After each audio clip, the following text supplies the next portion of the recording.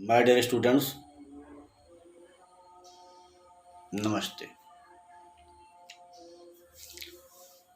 In my previous video, in part 1 video of the parts of the sentence, I told you about parts of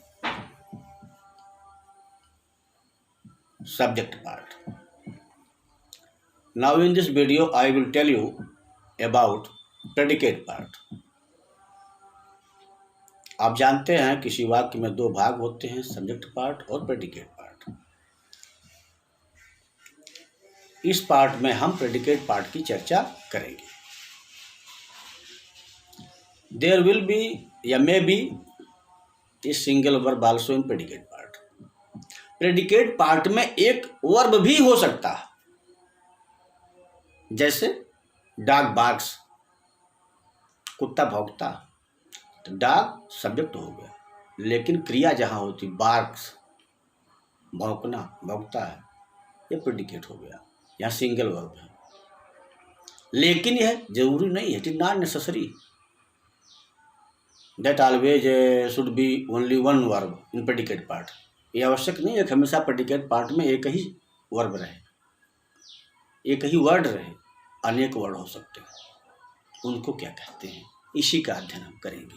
तो बेटा, predicate part में single verb भी होता है, verb के साथ साथ अन्य वर्ड भी होते हैं, अन्य शब्द भी प्रयुक्त होते हैं।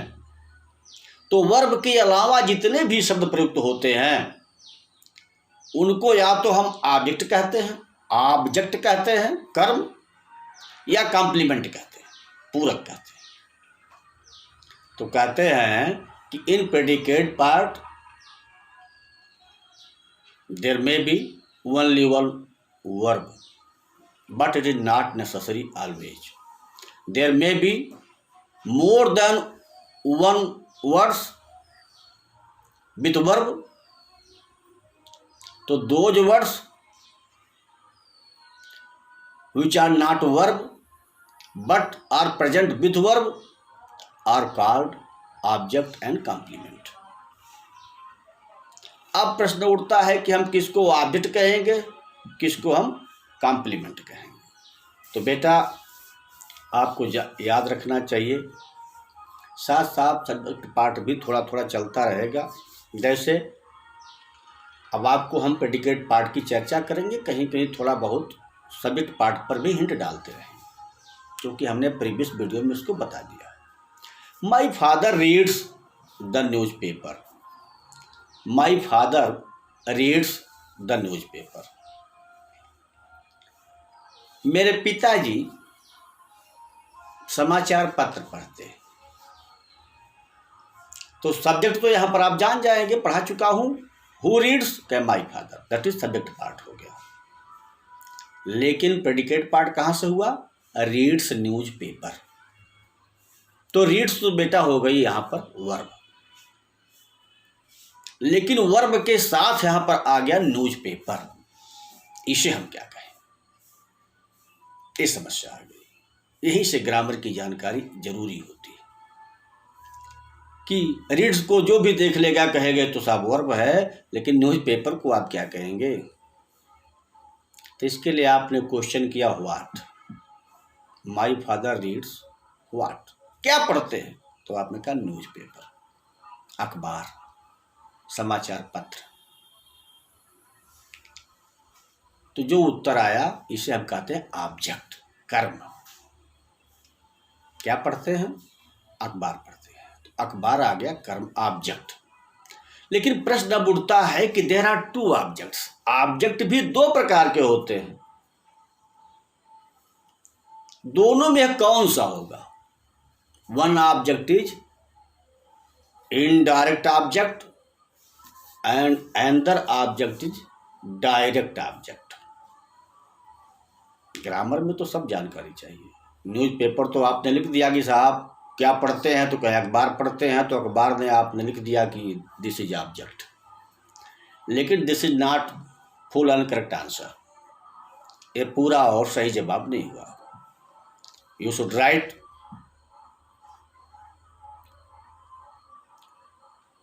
Correct answer. तो बेटा there are two objects, object भी दो होते हैं। एक होता है इनडायरेक्ट ऑब्जेक्ट और एक होता है डायरेक्ट ऑब्जेक्ट। जहां पर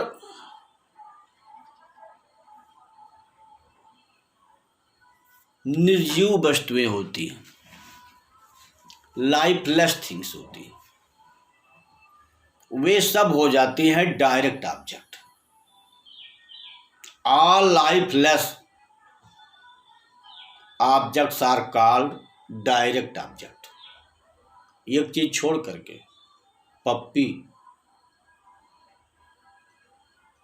किस, मम्मी ने बच्चे की पप्पी लिया, तो यहाँ पप्पी लेना जो होता है वह है तो डायरेक्ट ऑब्जेक्ट, लेकिन यहाँ पर निर्जीव नहीं है, सजीव है।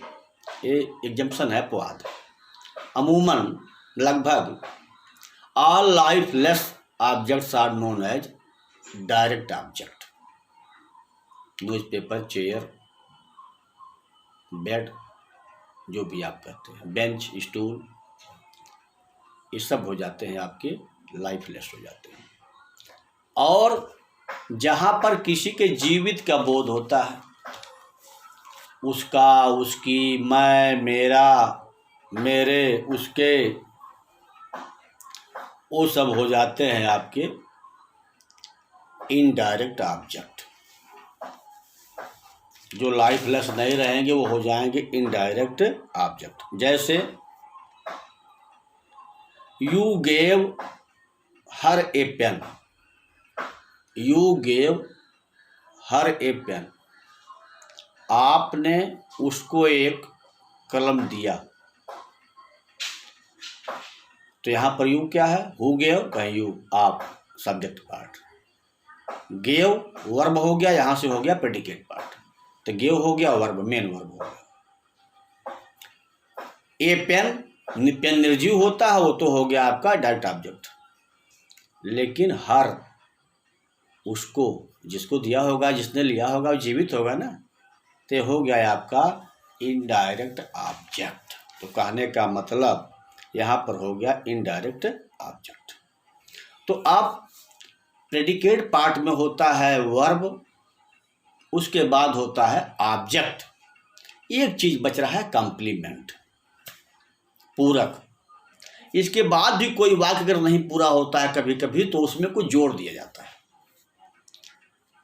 यह जो कॉम्प्लीमेंट होता है वो नाउन हो सकता है, नाउन फ्रेज हो सकता है, एडजेक्टिव हो सकता है, एडजेक्टिवल फ्रेज हो सकता है, पास्ट पार्टिसिपल हो सकता है, सब्जेक्टिव फ्रेज हो सकता है, सब्जेक्टिव हो सकता है, कॉम्प्लीमेंट हो सकता है, एडवर्बियल भी हो सकता है, बहुत कुछ हो सकता है। जैसे the teacher made me the monitor, the teacher made me, the teacher subject, made me, made माने बनाया, यहां से तो वर्ब हो गया main, predicate part. Made me monitor, शिक्षक ने मुझको मॉनिटर बनाया। यहां पर द मॉनिटर जो है, शिक्षक ने मुझे बनाया, क्या बनाया, कॉम्प्लीमेंट वाक्य पूरा नहीं था, तो कहते द मॉनिटर, कॉम्प्लीमेंट हो गया। कैसा हो गया, मॉनिटर एज ए नाउन। यहां पर जो कॉम्प्लीमेंट हो गया वह हो गया नाउन, और मी जो हो गया वह हो गया इनडायरेक्ट ऑब्जेक्ट। मेड जो हो गया वर्ब हो गया, द टीचर हो गया सब्जेक्ट पार्ट हो गया, द क्या हो गया, क्वालिफायर हो गया। अब प्रश्न उठता है, the teacher made me the leader of the troop. जहां पर एनसीसी स्काउट होते हैं कॉलेजों में, ट्रूप दल, battalion, unit. The teacher made me the leader of the troop. The teacher subject हो गया, मेड से प्रेडिकेट पार्ट हो गया, मेड माने वर्ब हो गया, मी ऑब्जेक्ट हो गया। कैसा ऑब्जेक्ट, मी माने मैं जीवित हूं, लाइफलेस होता तो डायरेक्ट, लाइफ है तो इनडायरेक्ट, तो मी हो गया indirect object. Leader of the troop, यहां एक शब्द नहीं है, दो शब्द नहीं, बहुत शब्द। लीडर तो नाउन हो गया, लेकिन लीडर ऑफ द ट्रूप, टुकड़ी का लीडर बना दिया, ये हो गया आपका नाउन फ्रेज हो गया। This is called noun phrase, combination of many words with noun, noun की उपस्थिति के साथ साथ, तो नाउन फ्रेज हो गया। ये भी कॉम्प्लीमेंट है। एक और देख लीजिए, द जज फाउंड यू, द जज फाउंड यू इनोसेंट, न्यायाधीश ने आपको निर्दोष पाया। द जज, कौन पाया निर्दोष, कहना द जज, सब्जेक्ट पार्ट, द क्या हो गया क्वालिफायर, जज क्या हो गया सब्जेक्ट हो गया। फाउंड यू इनोसेंट, फाउंड हो चूंकि वर्ब है वहां से प्रेडिकेट पार्ट, फाउंड वर्ब हो गया। यू माने तुमको, ऑब्जेक्ट हो, किसको, तुमको, आपको, तो तुम आप क्या हो गए ऑब्जेक्ट, जिंदा हो इसलिए इनडायरेक्ट ऑब्जेक्ट। लेकिन जज तुमको पाया, वाक्य पूरा नहीं बन पाया, अर्थ नहीं दे पाया, इसमें जोड़ना पड़ेगा हमको क्या, कॉम्प्लीमेंट, कहते हैं इनोसेंट, निरपराध पाया, गिल्टी अपराधी पाया, दोषी पाया, दोनों चीज हो सकता है। वहां पर होता है आपका एडजेक्टिव, निर्दोष, बिना दोष के निरपराध, ये विशेषता बता रहा है। जज आपकी विशेषता क्या थी, निरपराध थे आप, इनोसेंट थे, निर्दोष थे। यहाँ पर एडजेक्टिव एज ए कॉम्प्लीमेंट हो गया।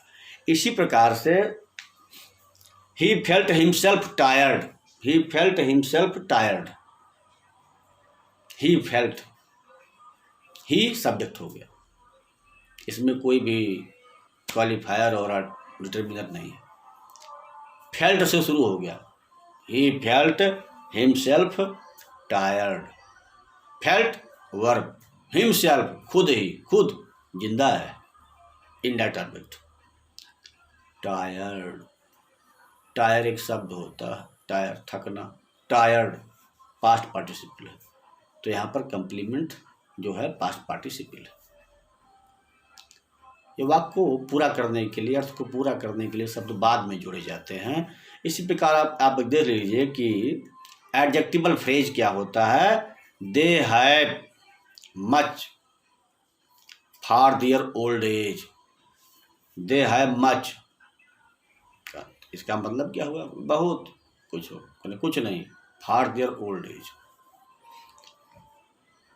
एडजेक्टिवल फ्रेज हो गया। तो इस प्रकार से बेटा प्रेडिकेट पार्ट में भी 3 पार्ट होते हैं, वर्ब, ऑब्जेक्ट और कॉम्प्लीमेंट। ऑब्जेक्ट 2 प्रकार के होते हैं, इनडायरेक्ट, डायरेक्ट। इनडायरेक्ट में living, her, his, him, my, my self, him self, her self, ये सब होते हैं। और डायरेक्ट में लाइफलेस होते हैं, जहाँ भी लाइफलेस मिल जाएगा वो सब हो जाएगा डायरेक्ट ऑब्जेक्ट। हाँ एक चीज़ है, पप्पी जहाँ आएगा उसको आप भी लिखिएगा कि लिविंग है, लाइफलेस नहीं है, लेकिन वो भी उसी में आएगा, डायरेक्ट में। इसके बाद कॉम्प्लीमेंट में होता है कि हम वाक्य का पूरा अर्थ करने के लिए कुछ शब्द जोड़ देते हैं। कभी नाउन की तरह काम करता है, कभी नाउन फ्रेज की तरह काम करता है, कभी एडजेक्टिव की तरह काम करता है, कभी एडजेक्टिव फ्रेज की तरह काम करता है, कभी पास्ट पार्टिसिपल की तरह काम करता है। जैसा भी करता है हम उसका वैसा नाम लिखते हैं, लेकिन संक्षेप में यह लिखा जाता है दिस इज कॉम्प्लीमेंट। इस प्रकार से हमें विश्वास है कि आप पार्ट्स ऑफ सेंटेंस इन दोनों वीडियो का अध्ययन करने के बाद अवश्य सीख गए होंगे।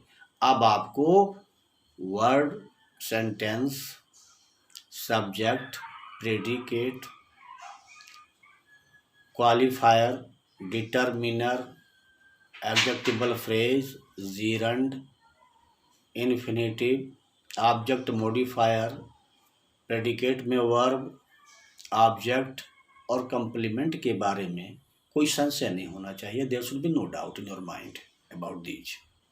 If you have any doubt you are free to ask any question anytime. Write down in comment box of the video. I must reply your answer. हाँ, to error is human. त्रुटि करना मनुष्य का स्वभाव है। बोलते समय मेरे मुंह से भी कभी कभी कुछ ऐसा निकल गया होगा जो उस समय नहीं निकलना चाहिए था, लेकिन बाद में वो शायद दुरुस्त कर दिया होगा, उसको माइंड मत कीजिएगा।